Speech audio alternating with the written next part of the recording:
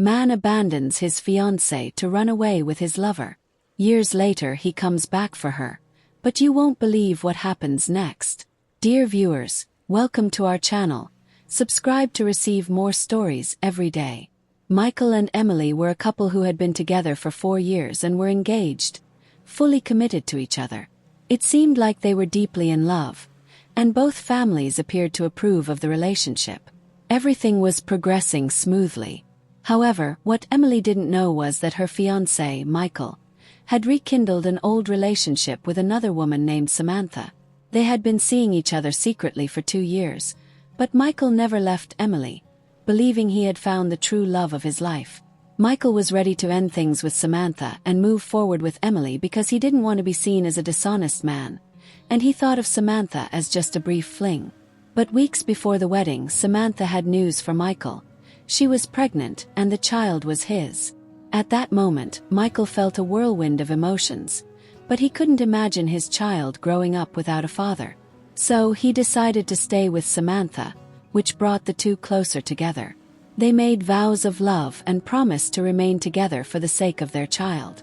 The wedding day arrived, and everyone eagerly awaited the union of Michael and Emily. Emily was excited and happy, surrounded by cheerful friends and family, unaware of what was about to unfold. But Michael was late, and Emily started to get anxious. Finally, the phone rang and she answered.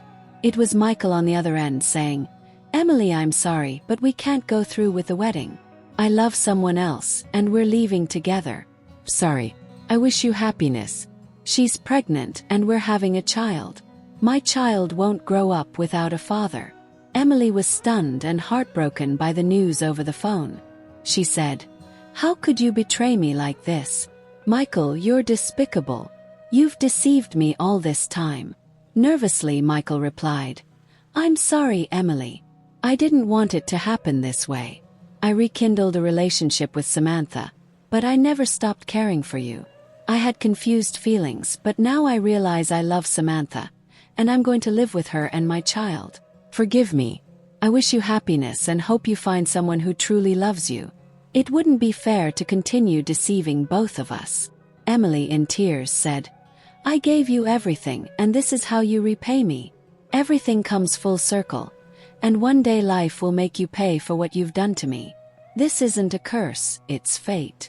And Emily hung up the phone on Michael with a sad and disappointed expression. She told the guests with great sorrow, "I must announce that the wedding is off. The groom ended things with me over the phone. He's run off with his pregnant lover. Michael is a disgrace and a shameless man. He deceived me and made me look like a fool.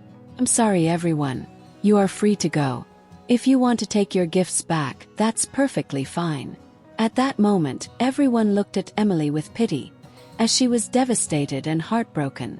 Michael's family apologized for what happened, saying they hadn't raised him that way and never intended for Emily to suffer.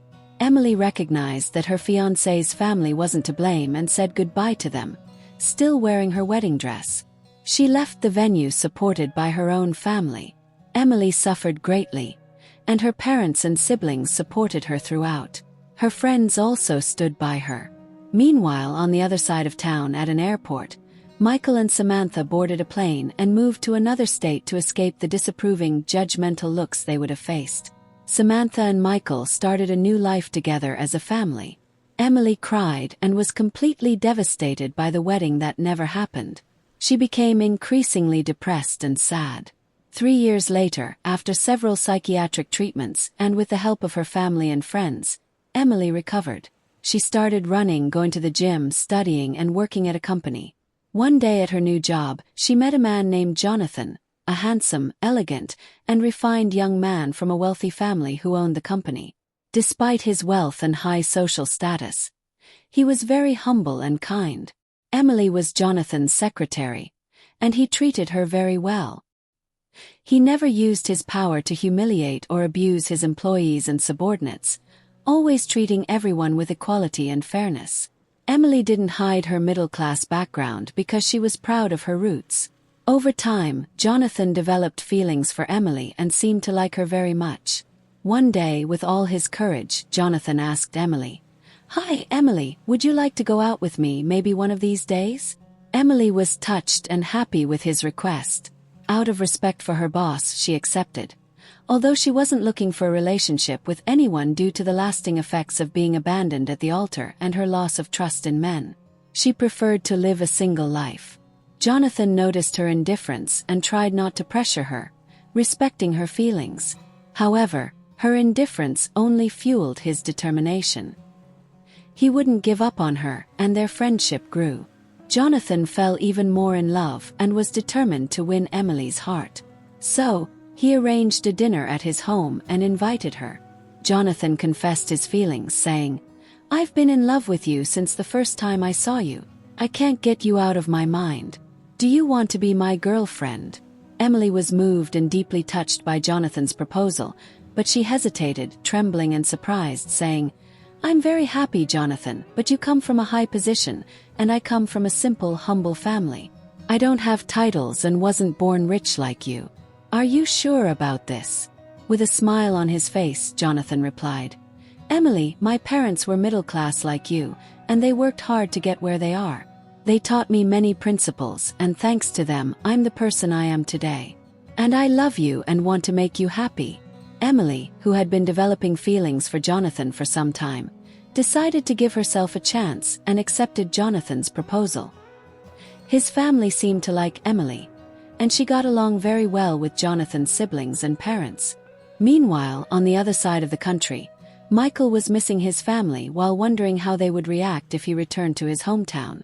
2 years passed, and one day at Jonathan's house in front of his parents and siblings, Jonathan knelt before Emily and presented a wedding ring, saying, "Emily, will you marry me? Be my wife and the lady of my life." Seeing the wedding ring, Emily felt a mix of sadness and joy in her heart. Seeing Emily's reaction, Jonathan asked, "What's wrong, my love? Did I do something wrong? Tell me what's bothering you and I'll fix it right away."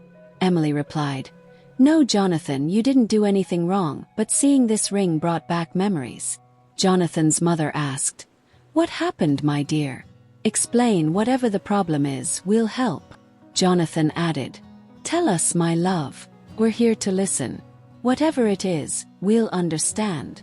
Then, Emily told the whole story of how she was abandoned at the altar, the unfaithful fiancé who ran away with his pregnant lover, and all her suffering. Jonathan and his family were moved by Emily's story and felt very sorry for her. Jonathan then opened up to Emily and said, "My love, I know how you feel. I've been through the same thing." Surprised, Emily asked, "What do you mean, Jonathan? Someone in your position and with your status who has everything couldn't have gone through that. My God, the world is so small." Jonathan responded emotionally, "I was about to get married 3 years before I met you. My future wife left me at the altar and ran away with her ex-boyfriend. Everything you suffered, I also suffered. I had depression, cried a lot, and even lost the meaning of my own life. But thanks to my family, I recovered, and now I'm here. I know how you feel because I felt it too." Emily held Jonathan's hand, confident that she had found true love, and accepted his proposal. After 6 months of preparing for the big occasion, Jonathan stood at the altar, waiting for his beloved. Emily arrived in a beautiful dress, and in front of all the guests, they got married, and their families were moved. 3 months later, Emily was pregnant, which made Jonathan extremely happy. The joy of motherhood made the couple very happy. Meanwhile, Michael and Samantha were living their lives, but were about to be surprised. One day, Samantha and Michael were at home when someone knocked on the door. To their surprise, a ghost from Samantha's past appeared in her life. It was a man named Ethan. Nervously, Samantha said, "I can't believe it. How did you find me and what are you doing here?" "You're an idiot." Equally nervous, Ethan replied, "It doesn't matter how I found you. Where is our son? I want to see him." Screaming, Samantha said, "Get out of here. Get out now." However, Ethan held Samantha and said, "It doesn't matter. I want you and our son. I love you both." Ethan hugged Samantha and kissed her on the lips. At that moment, Michael arrived and saw the scene, saying, "Samantha, what are you doing with this guy? I want an explanation now." Sarcastically, Ethan said to Samantha and Michael, "You left me for this guy. A guy who left his fiancée at the altar and is raising another man's child. What an idiot you are." Michael, irritated, tried to confront Ethan, but Samantha tried to calm him down. Ironically and sarcastically, Ethan said to Michael, "That kid you're raising isn't your son. I'm the real father of that child." Surprised, Michael said, "Samantha, tell me this is a lie." Nervous and stuttering, Samantha didn't know what to say. Ethan continued, "In fact, this woman has only been with you to get money from you all these years. You can do a DNA test. She didn't tell me about the pregnancy. I found out through a friend. She was with both of us, but I'm the real father." At that moment, Michael's world fell apart, and everything he believed in turned out to be a big lie, making him cry. In tears, Michael said, "How could you do this, Samantha? I left my future wife at the altar to be with you. I ran away to another state, left everything behind for you, and this is how you repay me." Crying, Samantha said, "The boy has nothing to do with this." Michael replied, "Enough, Samantha. You're not going to manipulate me anymore. Here's the real father of this child. I'm not obligated to support a child that isn't mine. But since this house is in your name, and I gave it to you as a gift, you can keep it, but my financial support is over. I'm sorry I left a wonderful woman like Emily for someone like you. I'm going back to my home state to find myself. Your manipulation game is over, Samantha. I never want to see you again. Get out of my life." Michael went to the bedroom, packed his bags, and left the house. He said goodbye to the boy, acknowledging that the child was innocent.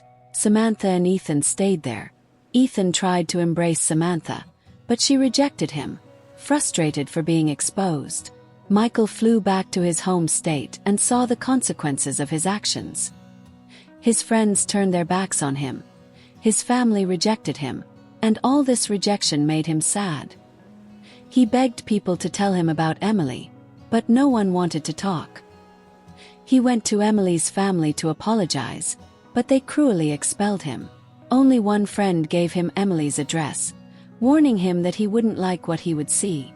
And Michael went to visit her to ask for her forgiveness and try to win her back. When he arrived at the place, Michael saw that it was a mansion. Emily was caressing her 7-month pregnant belly. Michael knocked on the door and Emily answered, surprised, saying, "Michael, it's been a while. I haven't seen you since you left me at the altar and ran away with your pregnant lover." In tears and on his knees, Michael said, "Emily, my love, I came to ask for your forgiveness and a new chance to start over." But Michael noticed Emily's belly and said, "You're pregnant." Emily gently replied, "Yes, I'm 7 months pregnant. I'm going to be a mother." Seeing this, Michael felt sad, completely devastated. Emily asked, "And your child with Samantha? You're not the father." Crying, Michael said, "That child wasn't mine. Samantha deceived me. I wasn't the father. It was all a scheme planned by that miserable woman." Emily said, "I'm sorry, Michael. I'm married now and happy. I met an amazing man who truly loves me, and as you can see, I'm going to be a mother." Humbly on his knees and crying, Michael said, "Emily, forgive me. Come back to me. We loved each other. As I said, Samantha deceived me. That child wasn't mine. I promise that everything will be different, and I'll never betray or deceive you again. Now I understand how you felt after discovering Samantha's betrayal. Accept me. If necessary, I'll even raise this child growing inside you as if he were mine. I'm willing to do anything to get back with you. I still love you. I know you're the woman of my life. I never stopped thinking about you." Gently, Emily said, "Michael, I forgave you a long time ago, but I don't love you anymore. You caused me so much pain and suffering. Now I'm truly happy. Sorry. I hope you find a new love and that everything works out in your life. Please don't come back here. My husband might not like my ex-fiancée bothering us at our door. Goodbye, Michael. I wish you all the best, and may God help you." Emily slowly closed the door and went inside her house while Michael cried inconsolably, sad and devastated. He remembered Emily's words on the day he ran away with Samantha, feeling immense remorse and realizing that life had made him pay for everything he had done to Emily. After completing the pregnancy, Emily gave birth to a boy, which made Jonathan extremely happy. Everyone was happy. Meanwhile, Michael had to face the consequences of his choices. No woman wanted to get involved with him. His family wanted nothing to do with him, and his friends cut ties with him. Michael, feeling abandoned and alone, then went to the nearest bus station and moved to another city, missing Emily every day and keeping a photo of her as a memory of their engagement days. Dear viewers, thank you for watching. If you like this story, please subscribe to our channel to receive more stories every day. Share with us what you think of this story.